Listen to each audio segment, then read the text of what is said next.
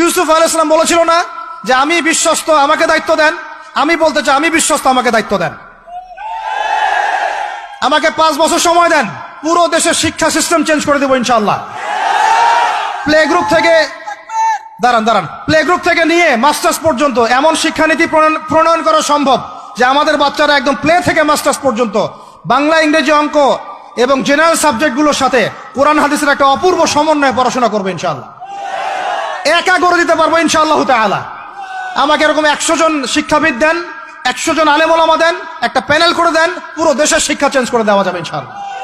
যাদেরকে রেখেছেন এদের মাথায় গোবর আছে, যাদেরকে রেখেছেন এদের মাথায় টাটকা গোবর আছে। বইপত্রগুলোর অবস্থা দেখেছেন? বইপত্রগুলো ঘাটাঘাটি করেছেন? সমকামিতা প্রমোট করছে আমাদের দেশের মধ্যে, ট্রান্সজেন্ডার প্রমোট করছে আমাদের দেশের মধ্যে, আমাদের বাচ্চা কাচ্চা, কচি কাঁচা বাচ্চাদেরকে শারীরিক শিক্ষার নামে যৌন শিক্ষা দিচ্ছে। এগুলো আমাদের মুসলমানদের শিক্ষা? এটা চলতে থাকলে দেখবেন অচিরেই কোনো মানুষ বাচ্চাদেরকে স্কুলে পাঠাবে না, এটা অরুচি ধরে যাবে। তখন কি হবে? কোটি কোটি স্কুল, কলেজ, বিশ্ববিদ্যালয়ে খা খা করে পড়ে থাকবে, কেউ পাঠাবে না ওখানে। তখন মাদ্রাসার দিকে মানুষ ঝুঁকবে আরো বেশি। আমি তো দাবি জানাই উপরের লেভেল থেকে এমন একটা শিক্ষা ব্যবস্থা প্রণয়ন করা হোক যাতে আমার মাদ্রাসা গড়ার প্রয়োজনই না হয়। ওই সিস্টেম রাষ্ট্রীয়ভাবে